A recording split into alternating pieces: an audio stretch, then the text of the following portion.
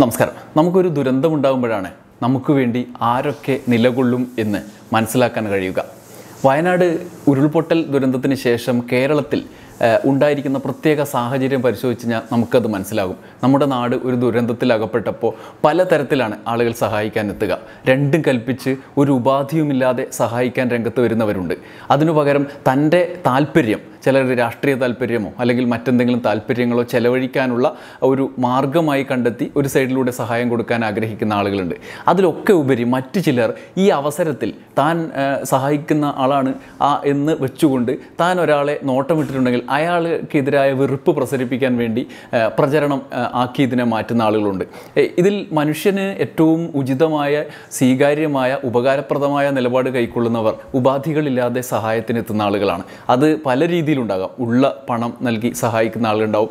അവിടെ രക്ഷാപ്രവർത്തനത്തിന് എത്തി ഉപാധികളില്ലാതെ കൂടെ നിൽക്കുന്ന ആളുകളുണ്ടാവും.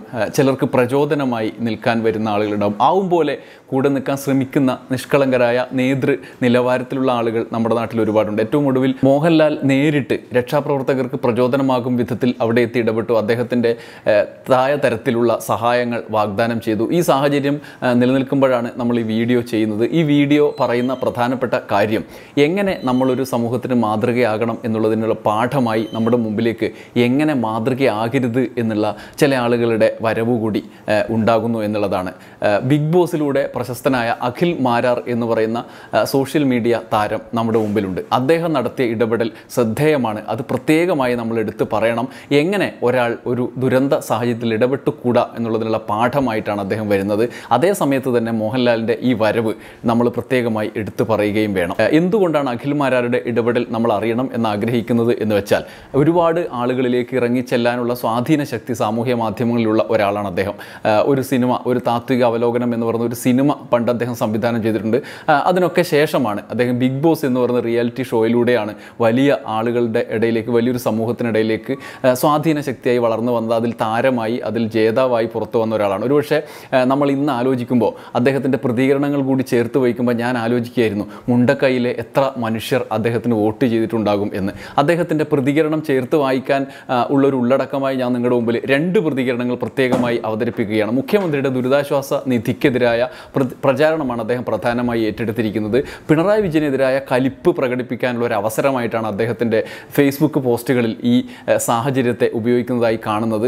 നേരത്തെ തന്നെ അദ്ദേഹം പല ഘട്ടങ്ങളിൽ അത് പ്രകടിപ്പിച്ചിരുന്നു.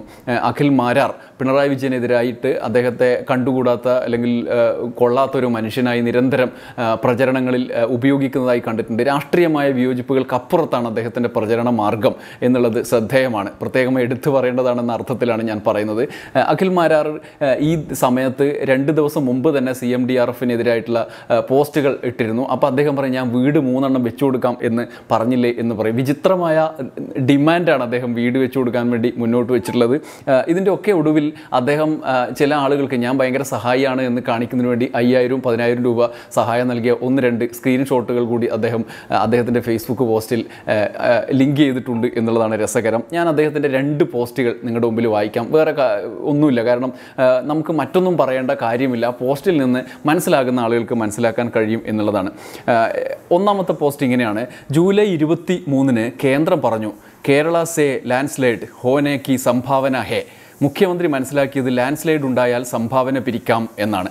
അതുകൊണ്ട് ദുരന്ത നായകൻ, അതായത് പിണറായി വിജയൻ, പതിവ് പോലെ എല്ലാ ദുരന്തങ്ങളും ആഘോഷിക്കാൻ അദ്ദേഹം തീരുമാനിച്ചു എന്നാണ് ഇദ്ദേഹം പറയുന്നത്. അതായത് അമിത്ഷാ കേന്ദ്രത്തിൽ നിന്നും പറഞ്ഞു, ഈ 23-ാം തീയതി കേന്ദ്രം പറഞ്ഞു ഇങ്ങനൊരു സംഭവം വരുന്നുണ്ട്, അതിൻ്റെ ഭാഗമായി അത് ഒളിപ്പിച്ച് വെക്കാൻ വേണ്ടി മുഖ്യമന്ത്രി ഹിന്ദിയൊന്നും മനസ്സിലാകാത്ത ആൾ കൂടിയാണ് എന്നുള്ള വ്യാഖ്യാനം കൂടി അതിനകത്തുണ്ട്. ഉടനെ ഇത് ദുരന്തം ആഘോഷിക്കാനുള്ള സമയം വന്നു എന്ന് മുഖ്യമന്ത്രി തീരുമാനിച്ച് പിരിക്കാനിറങ്ങി, CMDRFിലൂടെ പിരിക്കാനിറങ്ങി എന്നുള്ള വാചകമാണ് അതിൽ പറയുന്നത്. അമിത്ഷാ പറഞ്ഞത് പമ്പര കള്ളമാണ്. കേരളത്തെ പ്രതിക്കൂട്ടിലാക്കാൻ, കേരളീയരോടുള്ള BJPയുടെ കേന്ദ്ര നേതൃത്വത്തിൻ്റെ കലിപ്പ് പ്രകടിപ്പിക്കാനുള്ള ഒരു വ്യാജം പ്രചരിപ്പിക്കുകയായിരുന്നു ലോക്സഭയിലും രാജ്യസഭയിലും എന്ന് നമ്മൾ മുഴുവൻ മനസ്സിലാക്കി കഴിഞ്ഞതാണ്. പോരെങ്കിൽ മുഖ്യധാര മാധ്യമങ്ങളിൽ ഹിന്ദു, മനോരമ ഉൾപ്പെടെയുള്ള, മനോരമയിൽ നിന്ന് മുഖപ്രസംഗം വരെ എഴുതിയിട്ടുണ്ട്, നമ്മൾ മനസ്സിലാക്കി കഴിഞ്ഞു. എന്നിട്ടും അഖിൽ മാരാർ പറയുന്നത് അങ്ങനെയാണ്, ഇത് നേരത്തെ കൊടുത്തതാണെന്ന വ്യാജം പ്രചരിപ്പിക്കാനാണ് അഖിൽ മാരാർ ശ്രമിക്കുന്നത്. ഒപ്പം പിണറായി വിജയനുള്ള കലിപ്പ് ഞാൻ നേരത്തെ പറഞ്ഞില്ലേ, ദുരന്ത നായകൻ എന്നാണ് അദ്ദേഹം വിളിക്കുന്നത്. മുഖ്യമന്ത്രിയെ വിളിക്കുന്നത്. ദുരന്തങ്ങളിൽ നിന്നും കേരളത്തെ രക്ഷിച്ച ജനനായകനല്ല പിണറായി, മറിച്ച് ദുരന്തങ്ങൾ മുതലെടുത്ത് സ്വയം രക്ഷപ്പെട്ടവനാണ് പിണറായി. പ്രളയം, കൊറോണയൊക്കെ മുതലെടുത്ത് രക്ഷപ്പെട്ടവനാണ് പിണറായി എന്നാണ് അദ്ദേഹം പറഞ്ഞത്. ആ ഒരു വെറുപ്പിൻ്റെ തോത് എത്രമാത്രം ഉണ്ടെന്ന് നമുക്ക് മനസ്സിലാവും അഖിൽമാരാരുടെ ഉള്ളിൽ. 2018 പ്രളയം സർക്കാർ വരുത്തി തീർത്തതാണെങ്കിൽ ഇത്തവണ മുന്നറിയിപ്പ് കാര്യമായി എടുക്കാതെ ഭാഗികമായി കൂട്ടുനിന്നു എന്ന് പറയാം.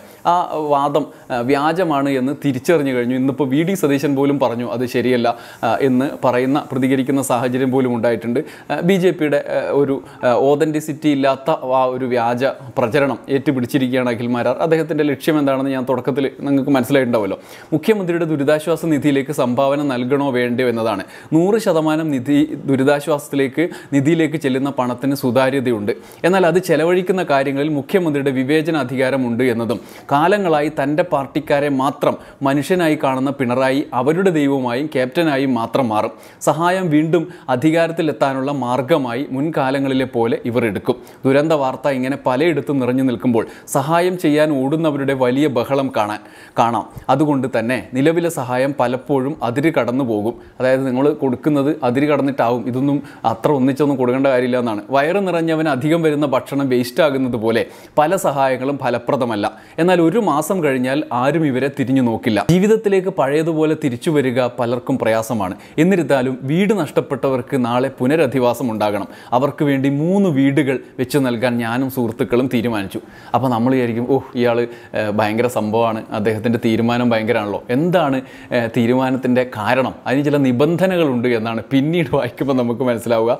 അതായത് ഞാൻ വീട് വെച്ച് നൽകാം, പക്ഷേ ദുരന്തം ആവർത്തിച്ച് സംഭവിക്കുന്ന വയനാടൻ മണ്ണിലല്ല, ഭയപ്പാടില്ലാതെ ജീവിക്കാൻ കഴിയുന്ന ഞങ്ങളുടെ നാട്ടിലേക്ക് 5 സെൻറ്റ് സ്ഥലവും വീടും ഞങ്ങളുടെ വക ഇങ്ങോട്ട് വന്നാൽ. സ്വന്തം നാട്ടിൽ ഒരു ദുരന്തം ഉണ്ടായപ്പോൾ ആ നാട് മുഴുവൻ ദുരന്തം ആവർത്തിച്ച് വരുന്ന നാടാണ്.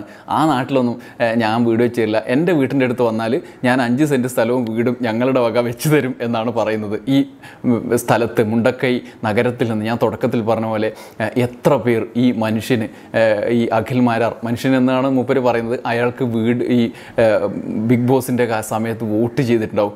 ആ ആളുകളൊക്കെ ഇപ്പോൾ മരിച്ചുപോയ ആളുകളിൽ എത്ര പേർ വോട്ട് ചെയ്തിട്ടുണ്ടാവും. എന്നിട്ട് പറയണം ആ ദുരന്ത ഭൂമിയിൽ ഞാൻ വീട് വെച്ചില്ല, നിങ്ങൾ എൻ്റെ നാട്ടിലേക്ക് വന്ന് 5 സെൻറ്റ് സ്ഥലവും വീടും ഞങ്ങളുടെ വക. നിലവിലെ സാഹചര്യം മാറിക്കഴിയുമ്പോൾ വീണ്ടും ജീവിതത്തിലേക്ക് വരാൻ ശ്രമിക്കുന്നവർക്ക് ഈ ദുരന്ത ഭൂമിയുടെ ഓർമ്മകൾ മറന്ന് ഞങ്ങളുടെ നാട്ടിലേക്ക് വരാൻ ആഗ്രഹമുണ്ടെങ്കിൽ ചേർത്ത് പിടിക്കാൻ തയ്യാറാണ്.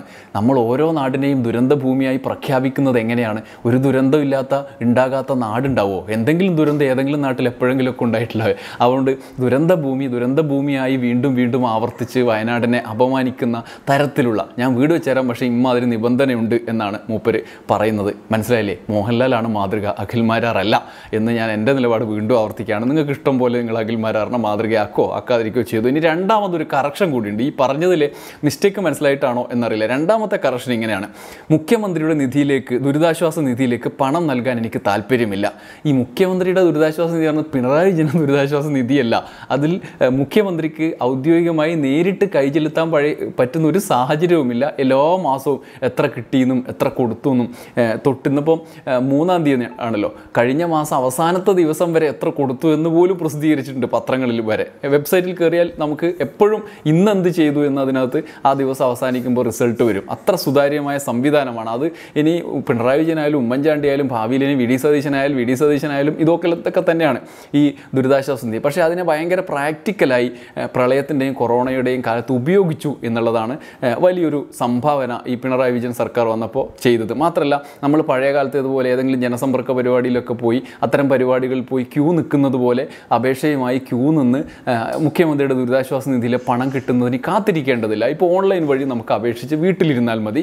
അർഹരാണെങ്കിൽ 90% വീട്ടിൽ കിട്ടും. അർഹതയിൽ എന്തെങ്കിലും സംശയമുണ്ടെങ്കിൽ മാത്രമാണ് അതിൻ്റെ തുടർ ഫോളോ അപ്പുകൾക്ക് കാര്യമുള്ളത്. അതുകൊണ്ട് എല്ലാ മാസവും കൃത്യമായി ഇത് വിതരണം ചെയ്യുന്ന പണം, ഒരുപക്ഷെ കേരളത്തിലെ ഏറ്റവും സേഫായ, മറ്റ് സർക്കാരിൻ്റെ സംവിധാനങ്ങളിലൊക്കെ പഴുതുകളുണ്ട്, പക്ഷേ CMDRFലാണ് പഴുതുകൾ ഏറ്റവും കുറഞ്ഞത്. അത് 1-2 ചെലവഴിച്ച കാര്യത്തിലാണ് പ്രശ്നം. ഉഴവൂർ വിജയൻ എന്ന് പറയുന്ന രാഷ്ട്രീയ നേതാവിന് ദുരിതാശ്വാസ നിധിയിൽ നിന്ന് അവരുടെ ദുരിതം പരിഹരിക്കാൻ വേണ്ടി കൊടുത്തു എന്നൊക്കെ പറയുന്ന 1-2 പ്രശ്നങ്ങളാണ് മുന്നിലുള്ളത്. അതിൻ്റെ പേര് തട്ടിപ്പ് എന്നല്ല, അത് ചില കാര്യങ്ങളിലുള്ള അങ്ങനെ കൊടുക്കണോ വേണ്ടയോ എന്നുള്ളതൊക്കെ നമ്മുടെ സെൻസുമായി ബന്ധപ്പെട്ടതാണ്. അല്ലാതെ അവിടെ തട്ടിപ്പുണ്ട് എന്ന് പറയാൻ ഒരു തരത്തിലും തെളിവുകൾ നമ്മുടെ മുമ്പിൽ നിലവിലില്ല. ഇങ്ങനെയാണ് ഇദ്ദേഹം പറയുന്നത്. എന്തായാലും ഈ ദുരിതാശ്വാസ നിധിക്ക് കൊടുക്കാൻ എനിക്ക് താല്പര്യമില്ല എന്നാണ് ഇദ്ദേഹം പറയുന്നത്. പകരം 3 വീടുകൾ വെച്ച് നൽകാൻ ഞങ്ങൾ തയ്യാറാണ്.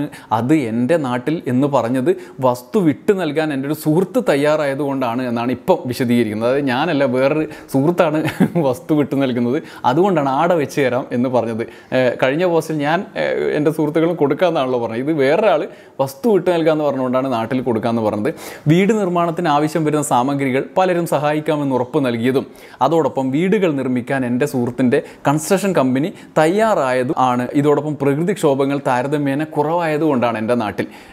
സഖാക്കളുടെ അഭ്യർത്ഥന മാനിച്ച് വയനാട്ടിൽ ഈ ദുരന്തത്തിൽ വീട് നഷ്ടപ്പെട്ടവർക്ക് അവർ ആഗ്രഹിക്കുന്ന സ്ഥലത്ത് വീട് വെച്ച് കൊടുക്കാം എന്നൊരു മാറ്റം അദ്ദേഹം കൊണ്ടുവന്നിട്ടുണ്ട്. അവർ ആഗ്രഹിക്കുന്ന സ്ഥലം എനിക്കറിയാത്തത് കൊണ്ട്, ഒരാൾ എവിടെ താമസിക്കണമെന്നത് അവരുടെ ഇഷ്ടമായതുകൊണ്ട് സ്ഥലം ലഭ്യമാക്കി ബന്ധപ്പെട്ടാൽ തീർച്ചയായും ഞങ്ങൾ വീട് വെച്ച് നൽകും.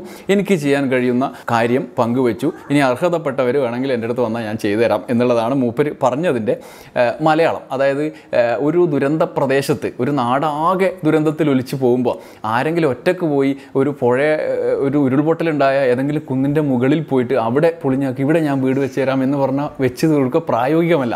അത് സർക്കാർ സംവിധാനങ്ങളുടെ ഏകോപിപ്പിക്കപ്പെട്ട രീതിയിലുള്ള സിസ്റ്റത്തിലൂടെ മാത്രമേ വീട് വെച്ച് കൊടുക്കാൻ കഴിയുള്ളൂ. അതുകൊണ്ടാണ് ഓരോ ഏജൻസികൾ ഇങ്ങനെ കൊടുക്കുമെന്ന് പറയുകയും സർക്കാരിൻ്റെ ദുരന്ത ബാധിത പ്രദേശങ്ങളെ അതിജീവിക്കാനുള്ള പുനരധിവാസ പാക്കേജുകളിലൂടെ ഇത് നൽകുകയും ചെയ്തു. നമുക്ക് ഇതിനു മുമ്പുണ്ടായ പ്രളയകാലത്തൊക്കെ ഉണ്ടാക്കിയ വീടുകളുടെ കാര്യങ്ങളും പുനരധിവസിപ്പിച്ച സംവിധാനവും ഒക്കെ നമുക്കറിയാലോ. അതുപോലെ വളരെ വിജയകരമായി ചെയ്യാവുന്ന ഒരു സിസ്റ്റം ഉണ്ടെങ്കിൽ ചെയ്യാവുന്നതാണ്. അത്തരത്തിലുള്ള ഇടപെടലിന് പകരം ഇടയിൽ കുത്തിത്തിരിപ്പുണ്ടാക്കാം എന്നാണ് ചില ആളുകളുടെ നീക്കം. എന്തായാലും ഇത്രയും പറഞ്ഞു പൊളിഞ്ഞ സ്ഥിതിക്ക് അഖിൽ മാരാർ പറയുന്ന മറ്റൊരു കാര്യം, നാളിതുവരെ ഒരാളെ സഹായിക്കുന്നത് മറ്റൊരാളോട് പറഞ്ഞു നടക്കുന്ന ശീലം എനിക്കില്ല. എൻ്റെ കർമ്മമാണ് എൻ്റെ നേട്ടം. ഈശ്വരൻ മാത്രം അറിഞ്ഞാൽ മതി. സഖാക്കളുടെ ചില പ്രതികരണം കാണുമ്പോൾ ചില കാര്യങ്ങൾ പോസ്റ്റ് എല്ലാം സഖാക്കൾ എന്ന് പറഞ്ഞ മൂപ്പര് തൻ്റെ നിലപാട് വിശദീകരിക്കുന്നതും തിരുത്തുന്നതും ഒക്കെ. പ്രളയവും ഉരുൾപൊട്ടലും പോലെ വാർത്തകൾ നിറയുന്ന ദുരന്തങ്ങളല്ലാതെ ജീവിക്കാൻ മാർഗമില്ലാതെ അലയുന്ന എത്രയോ മനുഷ്യരുണ്ട്. അത്തരം മനുഷ്യർക്ക് അർഹത ഉണ്ട് എന്ന് തോന്നി കഴിഞ്ഞ ഒരാഴ്ചക്കിടെ മാത്രം ഞാൻ നൽകിയ ചില സഹായങ്ങൾ സഖാക്കളുടെ ശ്രദ്ധയിൽപ്പെടുത്തുന്നു എന്ന് പറഞ്ഞ് മൂപ്പര് 5,000, 10,000 ഒക്കെ 1,000 ഒക്കെ കൊടുത്തതിൻ്റെ സ്ക്രീൻഷോട്ട് ഫേസ്ബുക്കിൽ പോസ്റ്റ് ചെയ്തിരിക്കുകയാണ്. അദ്ദേഹത്തോടൊക്കെ ഈ സഹായം സ്വീകരിച്ച ആളുടെ അവസ്ഥ ആലോചിച്ച് നോക്കൂ. എന്താ അല്ലേ? അതുകൊണ്ട് ഞാനൊരു കാര്യം വീണ്ടും പറയുന്നു, ഈ രണ്ടാമത്തെ പോസ്റ്റും അദ്ദേഹം കറക്റ്റ് ചെയ്തിട്ടപ്പോഴും അഖിൽമാരല്ല മോഹൻലാലിനെങ്കിലും ഈ കാര്യത്തിൽ നമ്മൾ മാതൃകയാക്കണം. അത്തരത്തിൽ സമൂഹത്തിന് മുന്നിൽ ഉപാധികളില്ലാതെ സഹായം, മാനസികം അവസ്ഥ, സ്നേഹം ഒക്കെ പ്രദാനം ചെയ്യുന്ന ആളുകൾ തന്നെയാണ് നമ്മുടെ നാട്ടിന് മാതൃകയായിരിക്കേണ്ടത്. നന്ദി, നമസ്കാരം.